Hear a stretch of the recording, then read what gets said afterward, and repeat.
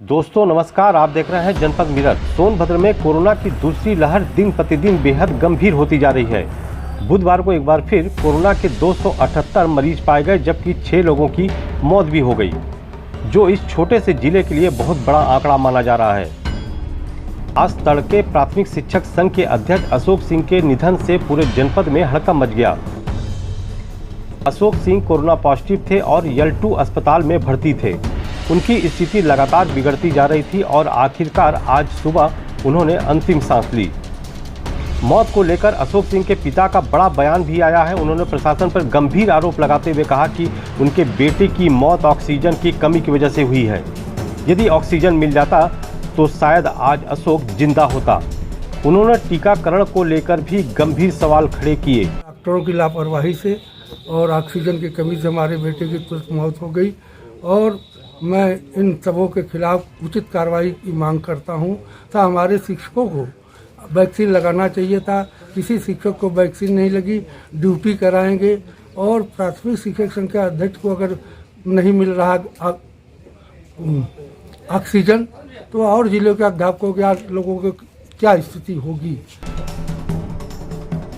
वहीं दोस्तों, आपको याद होगा कि मंगलवार की रात प्रधानमंत्री ने देश के नाम अपने संबोधन में कहा था कि वे सारी चीज़ों को तेज़ी से व्यवस्थित कर रहे हैं। वे फार्मास्यूटिकल कंपनियों से बातचीत किए हैं और लगातार कंपनियों से बात करके ऑक्सीजन की व्यवस्था करा रहे हैं और आने वाले दिनों में सब कुछ ठीक ठाक हो जाएगा। इस बार कोरोना संकट में देश के अनेक हिस्से में ऑक्सीजन की डिमांड बहुत ज्यादा बढ़ी है। इस विषय पर तेजी से और पूरी संवेदनशीलता के साथ काम किया जा रहा है। केंद्र सरकार, राज्य सरकारें, प्राइवेट सेक्टर सभी की पूरी कोशिश है कि हर जरूरतमंद को ऑक्सीजन मिले। ऑक्सीजन प्रोडक्शन और सप्लाई को बढ़ाने के लिए भी कई स्तरों पर उपाय किए जा रहे हैं।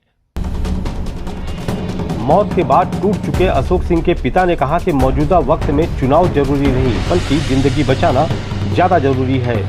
चुनाव महत्वपूर्ण नहीं है, जिंदगी महत्वपूर्ण है। पहले ये लोग चुनाव करा रहे हैं कि चुनाव 2 गज की दूरी, चुनाव कैसे होगा। माननीय प्रधानमंत्री जी बता दें, माननीय मुख्यमंत्री जी बतावें तो 2 गज की दूरी पे कैसे चुनाव होगा, बैलेट पेपर कैसे दिया जाएगा। दोस्तों, यदि आप प्रधानमंत्री का पूरा भाषण सुने होंगे तो उन्होंने कहीं भी चुनाव को लेकर कोई जिक्र तक नहीं किया। यानी सरकार लॉकडाउन भी नहीं चाहती है और चुनाव स्थगित हो यह भी नहीं चाहती। वहीं दोस्तों, सोनभद्र की एक और घटना काफी चर्चा में रही। यह घटना भी स्वास्थ्य विभाग की बड़ी लापरवाही को उजागर करती हुई है। मानवता को झकझोर देने वाली यह घटना पसही मधुपुर का है, जहां एक कोरोना मरीज का शव 7 घंटे से घर के बाहर पड़ा रहा और परिजन 100 वाहन की आस में सीएमओ सहित जिले के उच्च अधिकारियों को फोन करते रहे, लेकिन किसी ने शव उठवाने के लिए कोई इंतजाम नहीं किया। कुल मिलाकर सरकार भले ही अपने प्रचार तंत्र से लाख दावे करे, मगर हकीकत यह है कि लोग जी भी रहे हैं अपनी इम्यूनिटी पावर से, लेकिन मर रहे हैं सरकार की व्यवस्था से। आप खुद सुरक्षित रहिए और अपने परिवार और दूसरे को भी सुरक्षित रखें। आनंद कुमार चौबे, जनपद मिरर, सोनभद्र।